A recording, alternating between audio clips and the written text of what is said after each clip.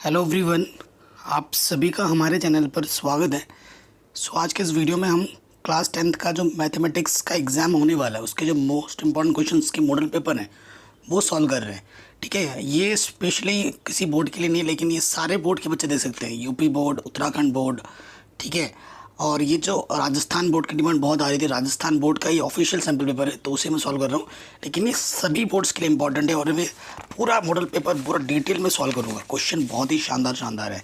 तो बिना किसी देरी के इस वीडियो को स्टार्ट करते हैं और स्टार्ट करते हैं क्वेश्चन के साथ। ठीक है, सो पहले क्वेश्चन में आ जाते हैं। कह रहे हैं परिमेय संख्या, ये जो परिमेय संख्या दे रखी है इसका दशमलव प्रसार कैसा है? शांत है, अशांत है, अशांत आवृत्ति है, अशांत अनावृत्ति है। ठीक है, ये चीज़ हमसे बोली गई है। सो देखो यहाँ पर क्या है, अगर मैं जितने भी क्वेश्चंस करूँगा बेटा डिटेल एक्सप्लेनेशन दूंगा। 2 की घात 5 है, 5 की घात 7 और 5 की घात 7, तो गुणा में खाते जुड़ती हैं, 7 और 7 क्या हो जाएगा 14। जब किसी परिमेय संख्या में दशमलव प्रसार में 2 और 5 आते हैं उसका परिमेय प्रसार क्या होता है बेटा? शांत होता है। तो इसका आंसर क्या हो जाएगा? शांत। तो ठीक है, ऑप्शन नंबर अ बिल्कुल सही हो जाएगा, शांत। ठीक, अंग्रेजी में भी लिखा हुआ है, जो इंग्लिश मीडियम के बच्चे हैं वो देख सकते हैं। एक्सप्लेनेशन तो मैं सेम ही देता हूँ, बस हिंदी इंग्लिश का फ़र्क है। कह रहे one of this is not quadratic polynomial, कौन सा द्विघात बहुपद नहीं है? तो द्विघात बहुपद दिखने से ही पता लग रहा है, इसके अधिकतम घात 2 है, इसकी अधिकतम घात 2 है और इसकी भी अधिकतम घात 2 है, लेकिन इसकी अधिकतम घात 3 है, तो ये नहीं है। तो जो नहीं है उस पर टिक कर देना है। ठीक है, अगले क्वेश्चन पे आ जाते हैं। कह रहे हैं रैखिक समीकरण युग्म x + y = 4 और x - y = 2 में इसका हल बताना है। सो बहुत ही सरल सा क्वेश्चन है। x + y = 4 दे रखे हैं और x - y = आपको 2 दे रखा है। फटाक से हल कर लो। जब जोड़ेंगे तो 2x = 6 हो जाएगा और 2 3 6, x का मान 3। ठीक है, x का मान किसी भी एक समीकरण में रख दो। x + y = 4 था, x का मान 3 है, तो y उधर जाके 3 प्लस का घट जाएगा, तो 4 में से 3 घटा 1 आ जाएगा। तो x का मान 3 है और y का मान 1 है। ठीक है, तो ऑप्शन नंबर अ बिल्कुल सही हो जाएगा। x का मान 3 होगा और y का मान 1 होगा। आराम से बन गया, कोई दिक्कत नहीं। अगले क्वेश्चन में आते हैं। नेक्स्ट क्वेश्चन कह रहे निम्नलिखित में से कौन द्विघात समीकरण को हल करने की एक विधि है? द्विघात समीकरण करने को हल करने की कौन सी विधि होती है? तो गुणनखंड विधि भी होती है, पूर्ण वर्ग विधि भी होती है और द्विघात सूत्र भी होता है। तो आंसर में क्या आ जाएगा? उपरोक्त सभी, अबव ऑल। ठीक है, ये आंसर आ जाएगा। अगले क्वेश्चन में समांतर श्रेणी का प्रथम पद और सर्वांतर ज्ञात कीजिए। समांतर श्रेणी पहले ही बोल दिया है, प्रथम पद और सर्वांतर। सो बेटा प्रथम पद क्या होगा? 4 और सर्वांतर डी क्या हो जाएगा? द्वितीय पद माइनस के प्रथम पद। तो 10 में से 4 घटाएंगे 6 आ जाएगा। तो आंसर पेयर में लिखना है तो 4,6 आंसर आएगा। ठीक है, 4,6, ऑप्शन नंबर बी सही हो जाएगा। कह रहे हैं 3.5 सेंटीमीटर त्रिज्या वाले वृत्त का व्यास क्या होगा? तो व्यास आपको पता ही है, व्यास बराबर क्या होता है बेटा? 2 गुना त्रिज्या, तो 3.5 का डबल कितना होता है? 7 सेंटीमीटर। सो आंसर आ जाएगा 7 सेमी। ठीक है, अगला क्वेश्चन है -3,5 कौन से चतुर्थांश में होगा? सो देखो बेटा -3,5 x पे -3 है और y पे प्लस का 5 है, तो सेकंड चतुर्थांश में होगा। ये फर्स्ट, सेकंड, ये थर्ड और ये फोर्थ। आपको पता है ये x डैश, y डैश। तो कौन से चतुर्थांश में होगा? इधर नेगेटिव इधर पॉजिटिव, तो किस में होगा? द्वितीय चतुर्थांश में होगा। ठीक है, पहला वाला पेपर आराम से हो गया, पहला पार्ट। अब आ जाओ नेक्स्ट क्वेश्चन में। कह रहे 1045 + cot 45 का मान कितना होगा? तो ये तो बहुत ही आसान है। 1045 का मान भी 1 होता है और cot 45 का मान भी 1 होता है, तो आंसर आ जाएगा 2। आंसर आ जाएगा 2। ठीक है बेटा, आराम से हो रहा है। अगला क्वेश्चन है cos 90 - 48। तो बेटा cos 90 - 48 क्या होता है? आपको पता है cos 90 - थीटा क्या होता है? Sine theta. तो ये हो जाएगा sin 48। क्या यहाँ पर sin 48 है? बिल्कुल है, ऑप्शन नंबर सी बिल्कुल हमारा सही हो जाएगा। कह रहे निम्न में से एक माध्य ज्ञात करने का सूत्र कौन सा नहीं है? माध्य ज्ञात करने का सूत्र कौन सा नहीं है? एफ डी अपॉन एन है, एफ एक्स अपॉन एन है, ये भी है, ठीक है। ये नहीं है एक्स सिग्मा एक्स प्लस ए प्लस एच अपॉन एन, ये वाला नहीं है। कह रहे निम्नलिखित का बहुलक ज्ञात करना है। हमें एक्स दे रखा है और हमें उसका एफ दे रखा है, तो बहुलक ज्ञात करना है, ठीक। तो इनमें से बहुलक कौन होगा वो बताना है। देखो एक्स 5 4 बार है, 7 8 बार है, 9 6 बार है और 11 2 बार है। तो कौन सबसे ज़्यादा बार है? 8। तो बहुलक क्या हो जाएगा? एक्स 7। तो इसमें बहुलक क्या हो जाएगा? 7 हो जाएगा। सिंपल सा क्वेश्चन है, ठीक है। कह रहे निम्नलिखित में से कौन सी संख्या किसी घटना की प्रायिकता नहीं हो सकती? देखो किसी घटना की प्रायिकता कभी भी माइनस में नहीं होती है, तो ऑप्शन नंबर बी सही हो जाएगा, -1.5। ठीक है बेटा, ये हो गया। अगला क्वेश्चन है निम्नलिखित प्रश्नों का रिक्त स्थानों की पूर्ति करते हुए उत्तर पुस्तिका में लिखिए। ठीक है, रिक्त स्थान भरने हैं हमें, तो देखते हैं क्या है रिक्त स्थान। क्वेश्चन क्या बोल रहा है? अगर A1/A2 बराबर हो B1/B2 और बराबर हो C1/C2 तो समीकरण का निकाय का कैसा हल होता है? तो समीकरण निकाय का बेटा कैसा हल होता है? इसके अनेकों हल होते हैं, ठीक है। अपरिमित रूप से अनेक हल, अपरिमित रूप से अनेक हल, ये आप लिख दोगे रिक्त स्थान में। कह रहे हैं समांतर श्रेणी का 7वां पद क्या है? ठीक है, इस समांतर श्रेणी का 7वां पद क्या होगा? तो यहीं पर हम सॉल्व कर देते हैं, क्योंकि यहाँ पर समांतर श्रेणी में अगर देखोगे ए 7वां मतलब a + 6d है कि नहीं। प्रथम पद क्या है बेटा? 10 है, ठीक है। 6 d का मान क्या है? d क्या होता है? द्वितीय पद माइनस के प्रथम पद। 10 8 में से 10 घटाओगे -2, तो 10 में से 6 दूनी 12 घटाओगे तो कितना आ जाएगा? -2 आ जाएगा, ठीक है। तो यहाँ क्या लिखा जाएगा? -2। समझ में आ रहा है बेटा? कोई दिक्कत तो नहीं है? कोई दिक्कत डाउट हो तो वीडियो को एक बार दोबारा ज़रूर देखें, और लिंक डाल रखा है डिस्क्रिप्शन में इंपॉर्टेंट वीडियोस के, पूरा NCERT करा रखा है, उसको ज़रूर देख लेना प्लीज़ प्लीज़। किसी बाहरी बिंदु से वृत्त पर कितनी स्पर्श रेखाएं डाल सकते हैं? देखो बेटा, मैं आपको इसको समझा रहा हूँ। ये वृत्त है, ये बाहरी एक बिंदु है, इस बिंदु से तुम वृत्त पर कितनी स्पर्श रेखा डाल सकते हो? 2 रेखा डाल सकते हो, और ये दोनों स्पर्श रेखाओं की लंबाइयाँ भी बराबर होती हैं, तो आंसर हो जाएगा 2, ठीक है। निर्देशांक ज्यामिति में 2 बिंदुओं के बीच की दूरी ज्ञात करने का सूत्र क्या है? तो 2 बिंदुओं के बीच की दूरी ज्ञात करने का सूत्र क्या होता है बेटा?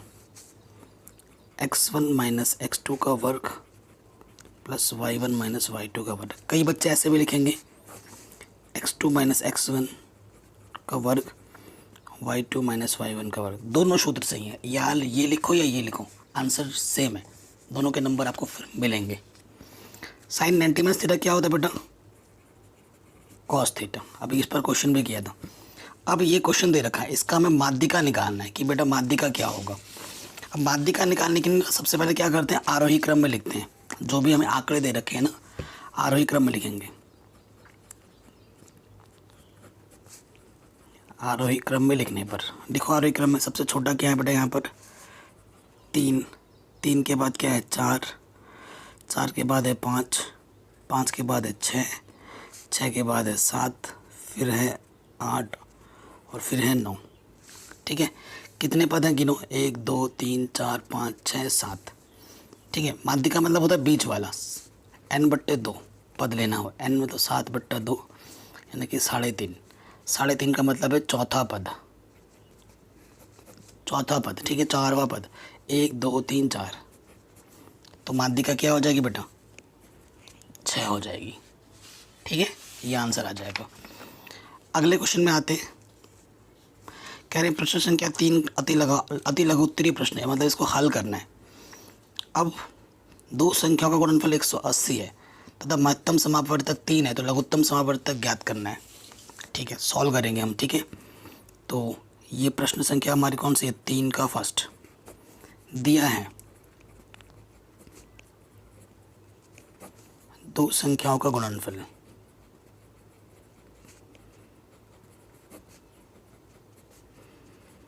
कितना दे रखा है? 2 संख्या गुणनफल 180।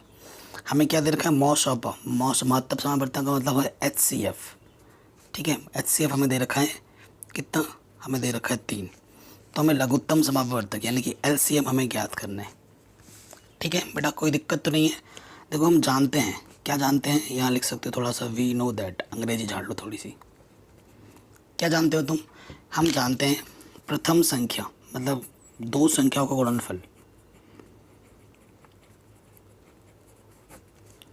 दो संख्याओं का गुणनफल क्या होता है? HCF गुणा LCM होता है ना। तो दो संख्या क्या है बेटा? गुणनफल 180। HCF 3 है और मैं LCM निकालना है। 3 इधर गुणे में इधर के बट्टे में आ जाएगा। 3 छंग 18, 0 तो 60 आ जाएगा। LCM का मान कितना आएगा बच्चों? 60। ठीक है, ये हमारा आंसर आ जाएगा। अगले क्वेश्चन पे आ जाओ। कह रहे हैं इसको x-2 से भाग देकर शेषफल हमें ज्ञात करना है। ठीक है, नंबर 2 पे आ जाते हैं। x-2 से हमें भाग देना है इसमें। ठीक है, सो इधर का पहला संख्या लेते हैं और इधर का पहला संख्या लेते हैं, भाग देते हैं तो x आ गया। x लिखेंगे, इस पूरे में गुणा कर देंगे, पहली संख्या तो वही आएगी और यहाँ से आ जाएगा x, गुणा करेंगे 2 में तो 2x, घटाएंगे, घटाने पे चिन्ह बदलता है, 3 और 2 5x प्लस 1। फिर इसका प्रथम संख्या यहाँ रखेंगे और इसके प्रथम संख्या से भाग देंगे, कितना आ गया? 5, प्लस के 5 से इसमें फिर गुणा करेंगे, 5 दूनी 10। ठीक है, तो घटाएंगे, घटाने पे चिन्ह बदलता है तो 10 और 1 11, तो जो शेषफल है बेटा वो 11 आएगा। ठीक है, और भागफल x प्लस 5 आएगा, क्योंकि और भाग इसलिए नहीं जाएगा क्योंकि इसकी घात 0 है। घात कितनी है इसकी? 0, और इसकी घात कितनी है? 1। ठीक है, जिससे आप भाग दे रहे हो उसकी घात से अगर छोटी घात नीचे आ जाती है और भाग नहीं जाता फिर। ठीक है ना, तो ये क्वेश्चन भी हमारा आराम से बन गया। आगे बढ़ते हैं नेक्स्ट क्वेश्चन में। दो चर वाले समीकरण निकाय का हल अद्वितीय होने की शर्त लिखिए। अद्वितीय हल होने की शर्त क्या है बेटा? A1/A2 बराबर नहीं होना चाहिए B1/B2 के। आंसर बस इतना ही लिखना था चौथे वाले पार्ट में। अरे भाई, चौथा पहले कर दिया, तीसरा तो बाकी है अभी। कह रहे हैं शून्यकों का योग और गुणनफल ज्ञात कीजिए। चलिए, शून्यकों का योग, अगर बहुपद देखें दिया है, क्या दिया है बेटा? x² माइनस के 6x प्लस 7, ये हमें दे रखा है। ठीक है ना, तो यहाँ पूरा डिटेल में करवा रहा हूँ। a के स्थान पर x² का गुणांक 1 है, b के स्थान पर माइनस का 6 है और c के स्थान पर 7 है। सबसे पहले क्या निकालना है? शून्यकों का योग। सूत्र होता है माइनस के b/a। ठीक है, 6/1 यानी कि 6। फिर क्या है बेटा? शून्यकों का गुणनफल।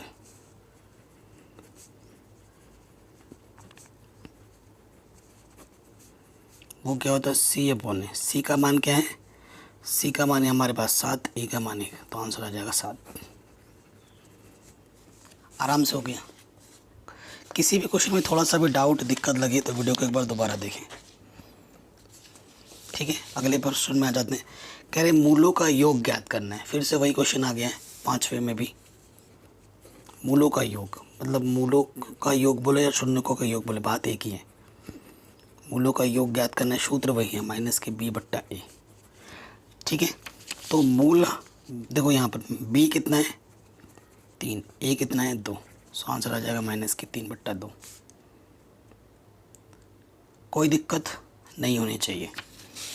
अगले क्वेश्चन में आ जाओ। कहें द्विघात समीकरण के मूल ज्ञात करने के लिए श्रीधराचार्य सूत्र लिखिए। अच्छा, श्रीधराचार्य सूत्र x बराबर क्या होता है बेटा? माइनस के b plus minus √b² minus के 4ac/2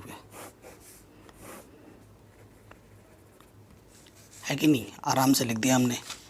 अगला क्वेश्चन क्या है? किसी वृत्त की त्रिज्या और उस पर खींची गई स्पर्श रेखा के मध्य कितने डिग्री का कोण होता है? सो देखो बेटा, मैं चित्र बना के समझाता हूँ। ये आपका वृत्त है और ये उसका केंद्र है। केंद्र का नाम मैंने ओ लिख दिया। ठीक है, कह रहे हैं किसी वृत्त की त्रिज्या, ये वृत्त की त्रिज्या है और उस पर खींची गई स्पर्श रेखा, ये जो स्पर्श रेखा है उसके बीच कितने डिग्री का कोण बनता है? 90 डिग्री का, प्रमेय 10.1 के अनुसार। तो आंसर क्या होगा? 90 डिग्री। ठीक है बेटा, आराम से हो गया, कोई दिक्कत नहीं है। अगले क्वेश्चन में आ जाते हैं। कह रहे हैं निर्देशांक में भुज और कोटि ज्ञात कीजिए। ठीक है, क्वेश्चन नंबर 8वां है ये। तो हमारे पास ये 4 और ये 3 है, तो इसे 4 को x वाला होता है भुज और ये हो जाएगा कोटि, y वाला होता है कोटि। आंसर। ठीक है, अगला क्वेश्चन है 9वां। cos 30 माइनस sin 60 का मान कितना होगा? ठीक है, सो cos 30 का मान कितना होता है? √3/2 और sin 60 का मान होता है √3/2। घटाएंगे, आंसर आ जाएगा 0। ठीक है, अगले क्वेश्चन पे आ जाते हैं। कह रहे हैं यदि sin 3x का मान 1 है तो x का मान क्या होगा?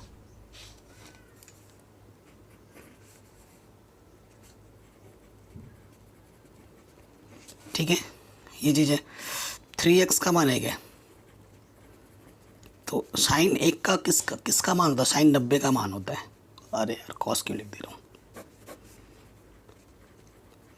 क्योंकि इधर साइन है ना, तो इसका मान भी साइन में सोचना पड़ेगा। साइन 90 का मान होता है। ठीक है, साइन से साइन हट जाएगा, 3x बराबर 90, 3 से काटोगे 3 3 9 0, तो x का मान आ जाएगा 30 डिग्री। कितना आएगा? 30 डिग्री। कोई दिक्कत, कोई परेशानी नहीं होनी चाहिए। सारे क्वेश्चंस मैं करवा रहा हूँ डिटेल में। अगले क्वेश्चन में आ जाते हैं। कह रहे हैं अच्छा, यहाँ 11 बंटन का माध्य बताना है। ठीक है, माध्य निकालना है आपकी बार। सो 11वां प्रश्न है 10, 12, 8, 7 और 13, जितनी भी संख्याएं होती हैं माध्य निकालने के लिए उनको जोड़ देते हैं। ठीक है, और 1 2 3 4 5 संख्याएं 5 से भाग दे देंगे। देखो जोड़ेंगे, 20, 30, 50, 50/5, काटोगे 10 आ जाएगा। तो माध्य कितना होगा बेटा? 10 होगा। ठीक है, आंसर कितना आएगा? 10। ये क्वेश्चन भी हो गया आराम से। कह रहे यदि एक सिक्के को एक बार उछाला जाता है, चित और पट आने की संभावना क्या होगी? ठीक है, देखो सिक्के को उछालने पर, सिक्का उछालने पर प्राप्त परिणाम क्या होता है बेटा? या तो हेड आएगा या ट्रेल आएगा, चित आएगा या फिर पट आएगा। तो कुल परिणाम कितना है? 2। ठीक है, कह रहे हैं चित और पट आने की संभावना क्या होगी? तो चित या पट आने की संभावना, दोनों की ही मतलब प्रायिकता निकालनी है। चित भी एक बार है, संभव परिणाम 1, कुल परिणाम 2। चित के लिए भी वही होगा, पट के लिए भी वही होगा, तो 1/2 होगा। 50-50 चांसेस हैं। तो ये सारे क्वेश्चन हमारे हो गए आराम से। अब आते हैं पार्ट बी में। क्वेश्चन नंबर 4 से स्टार्ट करना है और ये सारे 2-2 नंबर्स के हैं। ठीक, क्वेश्चन नंबर नेक्स्ट पे आ गए हैं। कह रहे यूक्लिड विभाजन विधि द्वारा 90 और 144 का महत्तम समावर्तक ज्ञात करना है। ठीक है, ये सेक्शन बी है हमारा। तो क्वेश्चन नंबर 4। ठीक है, 144 जो है बेटा वो 90 से बड़ा है ना। तो यहाँ लिखेंगे यूक्लिड विभाजन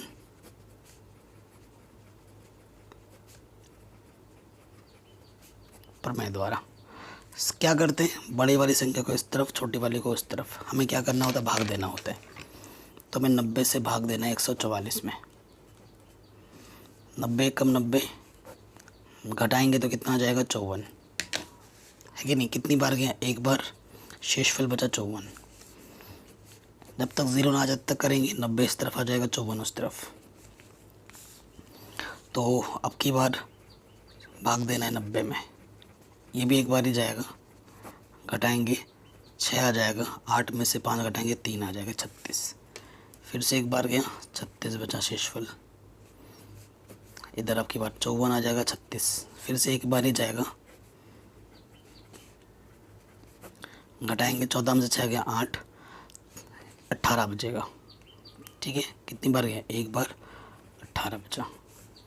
36 18, 18 दूनी 36, पूरा पूरा भाग चला गया, शेषफल क्या गया 0।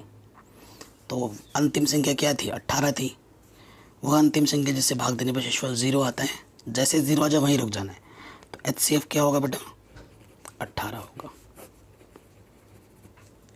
आराम से हो गया, कोई डाउट नहीं, कोई दिक्कत नहीं। तो ये क्वेश्चन भी हमारा ख़त्म।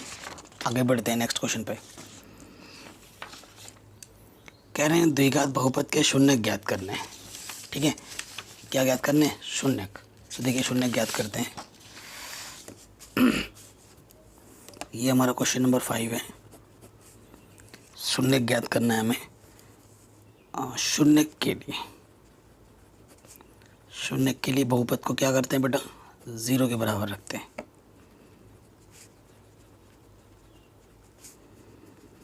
ठीक है, अच्छा माइनस के 15 है।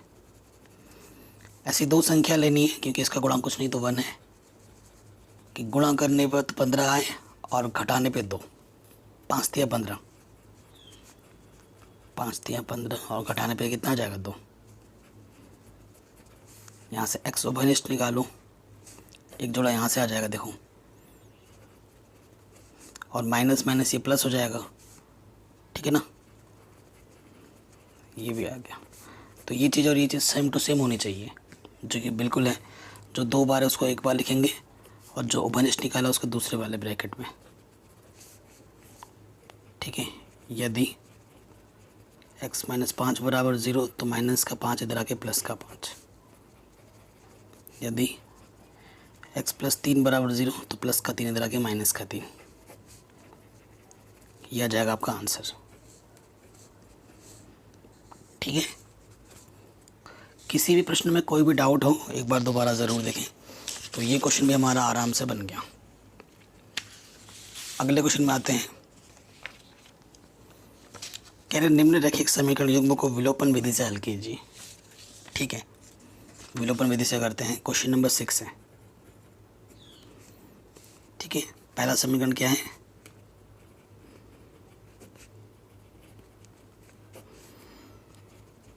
टू एक्स प्लस वाई बराबर 6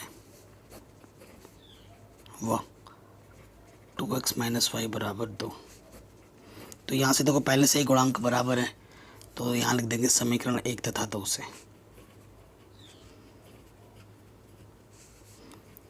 2x + y बराबर 6 था, दोनों के ही गुणांक बराबर है, तो जोड़ेंगे, प्लस माइनस कटा, 2x क्या हो जाएगा 4x, 6 और 2 8, यहाँ लिख देना जोड़ने पर। ठीक, 4 एकम 4, 4 दूनी 8, तो x का मान आ गया 2। चूँकि 2x + y बराबर 6 था, तो x का मान आया 2, 2 दूनी हो जाएगा 4, और प्लस के 4 इस तरफ आके हो जाएगा माइनस का 4, तो y का मान आ जाएगा 2। ठीक है, ये क्वेश्चन भी आपका आराम से बन गया, कोई डाउट नहीं, कोई दिक्कत नहीं। कह रहे गुणनखंड विधि से निम्न द्विघात समीकरण को हल कीजिए। किस विधि से, गुणनखंड विधि से। ओके, सो ये है 2x²। देखो ऐसी दो संख्या लेनी है जिनको गुणा करने पे कितना है, 6 दूनी 12 और घटाने पे 1 आए। 4 तिया 12, 4 में से 3 को घटाओगे 1 आ जाएगा।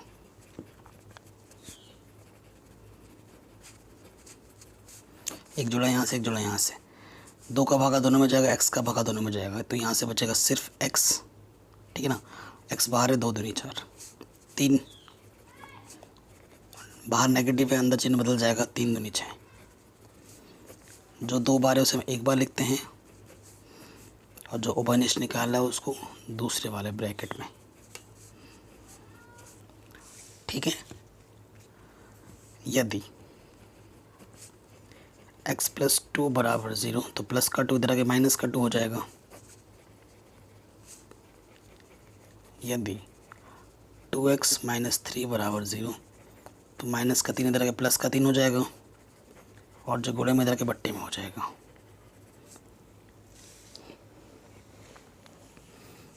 कोई दिक्कत नहीं, ये क्वेश्चन भी हमारा आराम से बन गया।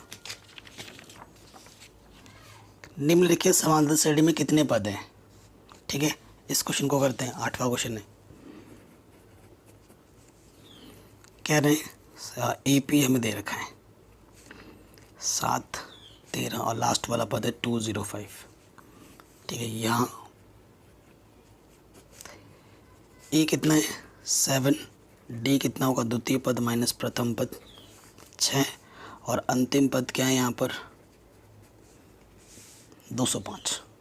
ठीक है, आपको पता ही है n बराबर होता है a plus n minus 1 into D. कितने पद हैं यानी कि हमें n निकालना है। ठीक है, an हमारे पास है 205, यह है 7, n हमें ज्ञात करना और d हमारे पास 6 है। प्लस का 7 इधर के माइनस का हो जाएगा। ठीक है, सो घटाएंगे तो ये कितना आ जाएगा 198। ये 6 गुणा में इधर के बट्टे में आ जाएगा। 6 3 18, 1 बचा 6 3 18, माइनस का 1 इधर के प्लस का 1 हो जाएगा तो n का मान कितना आ जाएगा 34। तो इस समांतर श्रेणी में 34 पद है, ये आप लिख दोगे। ठीक है, समांतर श्रेणी में 34 पद हैं। अगले क्वेश्चन में आ जाते हैं। कह रहे हैं 5 सेंटीमीटर लंबा रेखाखंड खींचिए, उसे 2:3 में विभक्त कीजिए। अब बेटा मेरे पास है तो नहीं कुछ भी, लेकिन मैं आपको समझा सकता हूँ कि कैसे होगा। ठीक, अच्छा 7 9 अभी तो 9 छूट रहे हैं। 3 अंकों वाली कितनी संख्याएं 7 से विभाज्य हैं, ये भी तो निकालना है। तो ये 90 पे आते हैं। 3 अंकों वाली संख्या जो 7 से विभाज्य हो, पहली संख्या तो वैसे 100 से शुरू होती है ना। 7 से काटो, 7 1 7, 3 बचा, 7 5 35। तो पहली संख्या होगी 105। 3 अंकों वाली संख्या जो 7 से विभाज्य है वो पहली संख्या होगी बेटा वो 105। अब हमें लास्ट वाला देखना है। 7 1 7, कितना बचा 2, 7 21 है ना, 29 हो गया। 7 चौको 28, 4 7 चौको 28, 1 बचा 19 हो गया। 7 दूनी 14 होना चाहिए था, तो यहाँ पर हो जाएगा 994। ये लास्ट संख्या होगी जो 3 अंकों की, तो 7 से कटेगी। तो यहाँ ए 105 है, डी हमारे पास 7 है और अंतिम संख्या हमारे पास 994 है। हमें n ज्ञात करना है। बिल्कुल ऊपर वाला तो इतना क्वेश्चन बन गया ये, है ना। आपको पता है an बराबर क्या होता है a plus n minus 1 into D. तो यहाँ से क्या हो जाएगा, हाँ यहाँ से हो जाएगा आपका 994, 105, n ज्ञात करना है और d का मान कितना है 7। प्लस का इधर के माइनस का हो जाएगा। ठीक है, घटाएंगे 4 में से 5 घटाएंगे 9। ठीक है, 8 में से यहाँ 8 बचा 9, ये 7 गुणे में इधर के बट्टे में आ गया। n माइनस 7 से घटो, 7 1 7, कितना बचा 1 बचा 18 हो गया। 7 दूनी 14, 7 7 49, माइनस का 1 इधर के प्लस का 1 हो गया तो 128। कितने पद होंगे, 3 अंक के हैं जो 7 से विभाजित होंगे, 128 पद होंगे। ठीक है, तो ये क्वेश्चन भी हमारा आराम से बन गया। आगे बढ़ते हैं नेक्स्ट क्वेश्चन में। बहुत क्वेश्चन है हमारे पास बेटा। नेक्स्ट क्वेश्चन क्या है बेटा, 5 सेंटीमीटर लंबा एक रेखाखंड खींचिए और उसे 2:3 में अनुपात में काटिए। यही बोला गया है। तो बेटा मेरे पास तो अभी वो चीज़ है नहीं, लेकिन ये सब मैंने करा रखा है। क्वेश्चन नंबर 10 आप मेरी NCERT क्वेश्चन एक्सरसाइज 11.1 के पहला क्वेश्चन से मिलता जुलता क्वेश्चन है। ठीक है, आपको पहले 5 सेंटीमीटर एक लंबा रेखाखंड खींचना है AB, फिर यहाँ से एक न्यूनकोण बनाती हुई रेखा खींचनी है। 2:3 बोला है ना, 2 और 3 को जोड़ के 5 टुकड़े में काटो, 1 2 3 4 5, फिर इससे इसको मिला दोगे।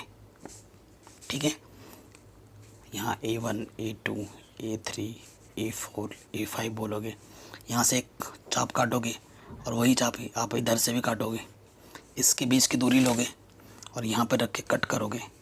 ठीक है, और इसके समानांतर इस बिंदु को मिलाती हुई रेखा खींच दोगे, कट, और ये रेखा आपस में समानांतर होगी। यहाँ पे एक नया बिंदु मिल जाएगा, उसे C बोल दोगे और ये 2:3 में व्यक्त हो जाएगा। ठीक है, ऐसा करना है, मैंने बता दिया। अगर आपको फिर भी डाउट हो रहे हैं तो आप NCERT एक्सरसाइज 11.1 का क्वेश्चन नंबर 1 देख लीजिए। आशा करता हूँ आपको पहले से ही आता होगा। ऐसे ही ये वाला है। ठीक है, 11.2 प्रश्नावली क्वेश्चन नंबर 4। ठीक है, 11.2 क्वेश्चन नंबर 4 है ये, इसको ज़रूर देख लेना, ये मैंने करा रखा है। और ये 11.1 क्वेश्चन नंबर 1।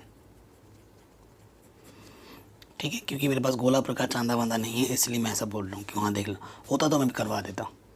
तो ये किस किस क्वेश्चन का है मैंने बता दिया, जिसकी लिंक्स मैंने डाल रखी है डिस्क्रिप्शन में, आप जाके देख सकते हैं। कह रहे यदि साइन A बराबर 3/4 हो तो कॉस A और tan A का मान ज्ञात कीजिए। बहुत ही आसान क्वेश्चन है, इसको करने के तो 2-3 तरीके हैं। तो हमें दिया क्या है,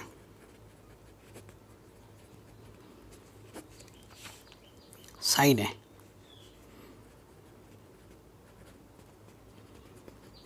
तो आपको पता है कॉस A क्या होते हैं, सूत्र 1 - sin स्क्वायर है।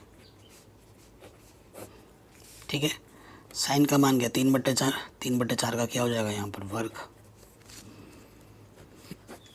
3 का वर्ग 9, 4 का वर्ग 16, लॉसअप आ जाएगा 16, 16 माइनस के 9, तो 16 में से 9 हटाएंगे 7 और ये 16, तो कॉस A का मान हो जाएगा √7, 16 का वर्गमूल 4, ये कॉस A आ गया। ठीक है, कॉस A निकालना था, झट से निकाल दे। अब हमें क्या निकालना है बेटा, tan A। tan A का सूत्र क्या होता है बेटा, साइन A बट्टा कॉस A। साइन हमें दे रखा 3/4 और कॉस अभी हमने निकाला √7/4। इसके बट्टे में 4, इसके बट्टे में 4, कैंसिल, क्या बचा 3/√7, ये आ जाएगा आपका tan A। आराम से हो गया। अगले क्वेश्चन में आते हैं। कह रहे निम्नलिखित का मान ज्ञात कीजिए। ये जो दे रखा है ना, इसका हमें मान ज्ञात करना है, इवेल्युएट। तो करते हैं बेटा, क्वेश्चन नंबर 13 है ये हमारे पास। बहुत ही सिंपल क्वेश्चन है। क्या है, 2tan square 45 plus cos square 30 minus sine square 60 degree. ठीक, 2 45 का मान होता है 1, कॉस 30 का मान होता है कॉस 30 ना √3/2, वर्ग है तो वर्ग कर देंगे। साइन 60 का मान होता है √3/2। देखो ये प्लस का माइनस का कटा, 2 1 का वर्ग 1 होता है तो आंसर आ जाएगा 2। ठीक, ये क्वेश्चन हमारा आराम से बन गया। आगे बढ़ते हैं नेक्स्ट क्वेश्चन में। कह रहे हैं निम्न बंटन का माध्य ज्ञात कीजिए। ठीक है, हमें क्या ज्ञात करना है, माध्य ज्ञात करना है। ओके, सो देखो इसका हमें माध्य ज्ञात करना है, तो सूत्र क्या होता है, वैसे क्या दे रखा है, क्वेश्चन नंबर 14।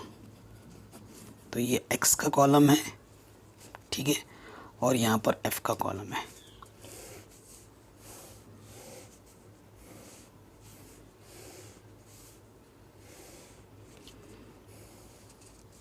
ठीक, x हमें दे रखा है 25 35 45 55 65।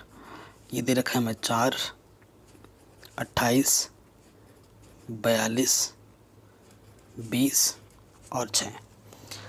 तो माध्य निकालने के लिए अगर देखा जाए बेटा तो आपके पास दो तरीके के क्वेश्चन आते हैं, और ये जो क्वेश्चन है ये क्लास 9th लेवल का है। ठीक है, ये चीज़ आप पहले ही पढ़ चुके हो, कोई नई चीज़ नहीं है। ठीक है, इसमें क्या करना है ना, आपको x और f दे रखा है।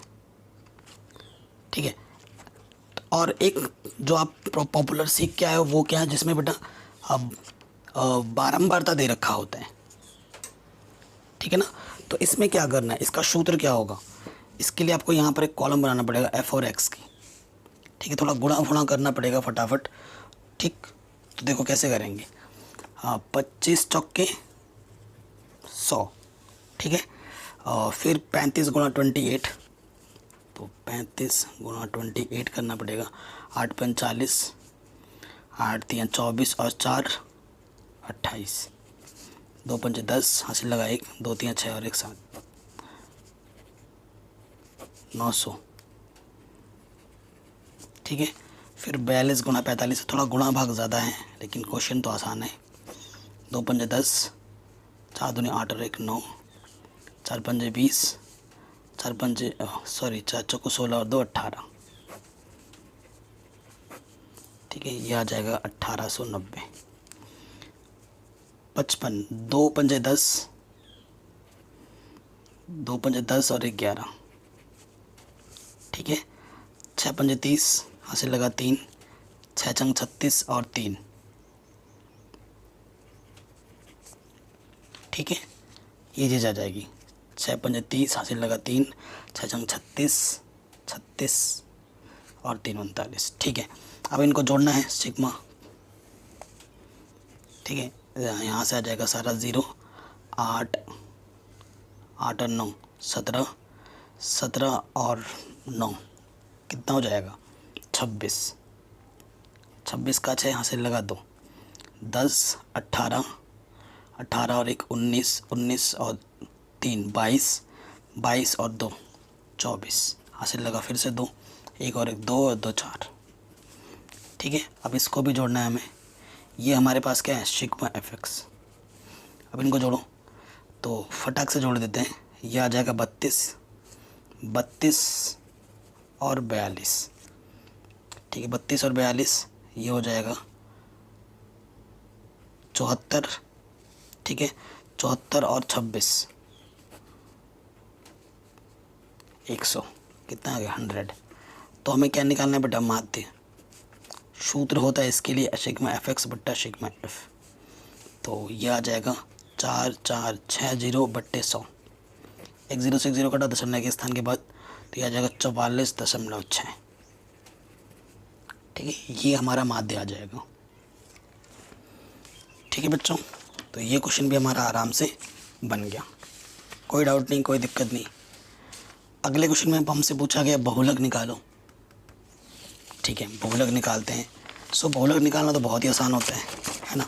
तो सबसे पहले हम देखेंगे बेटा क्या है इसमें, सबसे बड़ी बारंबारता कहाँ है, 61 सबसे बड़ा है ना। तो ये हमारा हो जाएगा F1। F1 के बाद वाला होता है F2 और उससे पहले वाला होता है F0।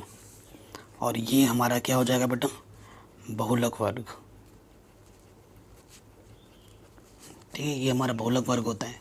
ठीक, और यहाँ पर बहुलक वर्ग में ये जो निम्न सीमा L होता है हमारे पास 60, और कितने कितने का अंतर है, 20-20 का अंतर है सब में, तो H हो जाएगा 20।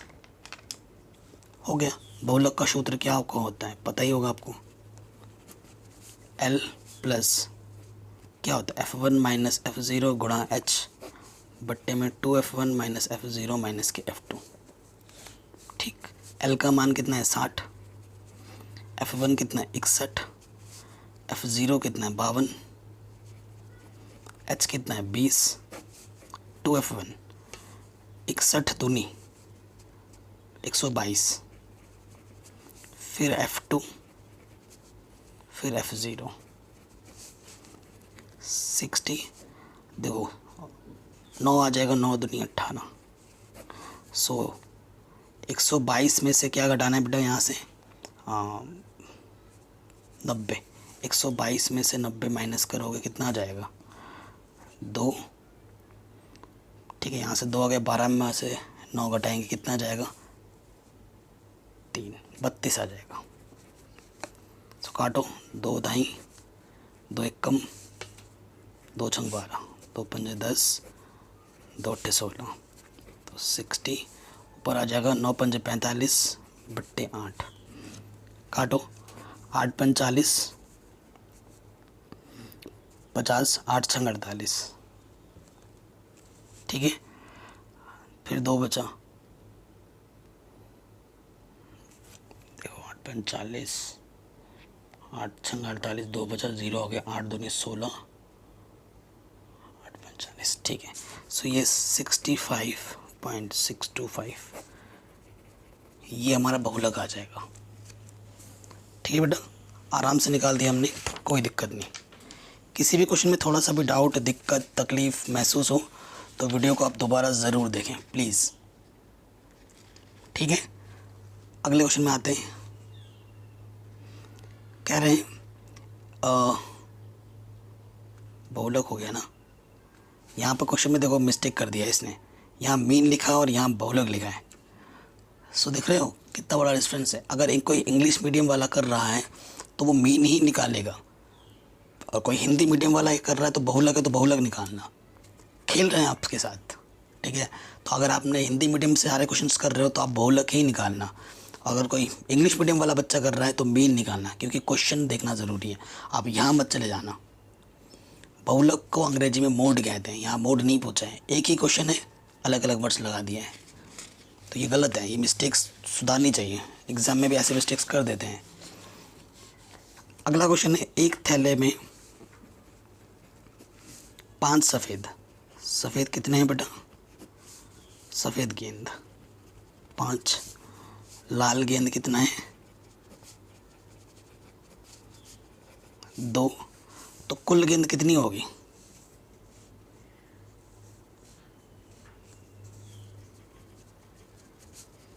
जोड़ देंगे 5 और 2 7 हो जाएगी, ठीक है।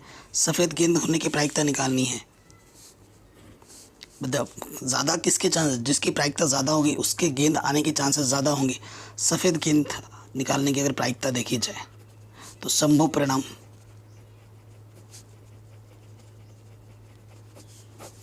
बट्टे कुल परिणाम, ये सूत्र होता है, तो सूत्र मैंने लिख दिया। तो सफ़ेद गेंद कितने हैं बेटा? 2, और कुल गेंद कितने हैं? 7, तो 2 बट्टे 7। और सेकंड वाला क्या है बेटा? सफ़ेद गेंद 5 है, ठीक है। और लाल गेंद का बताऊँ तो लाल गेंद का क्या है? संभव परिणाम 2, कुल परिणाम 7। तो किसके ज़्यादा चांसेस हैं? क्योंकि बट्टे में दोनों समान है, तो ऊपर जिसका ज़्यादा बड़ा होता है वही बड़ा होता है ना। तो कौन किसके ज़्यादा चांसेस हैं? सफ़ेद गेंद आने के। तो यहाँ आ जाएगा सफ़ेद गेंद के आने के चांसेस ज़्यादा होंगे, क्योंकि इसकी प्रायिकता बड़ी है। कोई एक लिखना था हमें यहाँ पर, ठीक है। अब पार्ट सी, सेक्शन सी में आ गए हैं। अब हम कह रहे हैं हम अथवा फतवा सब करेंगे, लेकिन आपको वही करना जो आपको ज़्यादा आसान हो, ज़्यादा टाइम कम लगे। कह रहे हैं किसी समांतर श्रेणी के दूसरे और तीसरे पद क्रमशः इतने और इतने श्रेणी के 61 पदों का योगफल ज्ञात कीजिए, ठीक है। ये हम आ गए सेक्शन सी में। अभी तक वीडियो देख रहे हो, लाइक करना मत भूलना, कमेंट करना मत भूलना बेटा प्लीज़।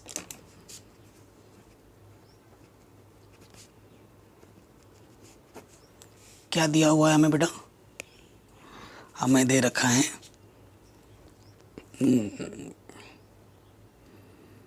समांतर श्रेणी के दूसरे और तीसरे पद दिया है। दूसरा जो पद है वो 24 व तीसरा जो पद है A3 वो 28 दे रखा है।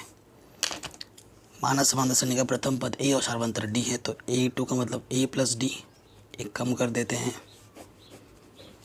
A3 का मतलब A प्लस 2D, ठीक है। हमें 61 पदों का योगफल निकालना, जब तक A और D नहीं आएंगे तब तक हम कैसे निकाल सकते हैं, है ना। हमें 61 पदों का योगफल निकालना है, x61 निकालना है। तो देखो इन दोनों समीकरणों को हल करोगे, समीकरण 1 व 2 से, तो A प्लस 2D बराबर 28, A प्लस D बराबर 24। घटाएंगे तो चिन्ह बदलता है, प्लस माइनस कटा, 2D में से एक D कम होगा, D आ जाएगा। 4 आ जाए, डी का मान 4, डी का मान 4 है, रख दो डी के स्थान पर, प्लस का 4 उधर आके माइनस होगा तो ए का मान आ जाएगा 20। अब 61 पदों का योगफल, सूत्र क्या होता है, एन बराबर n बट्टा 2 2a plus n minus 1 into D, है ना। n क्या है 61 बट्टे में 2, a का मान कितना है बेटा 20, n का मान 61 माइनस 1, डी का मान कितना है बेटा 4।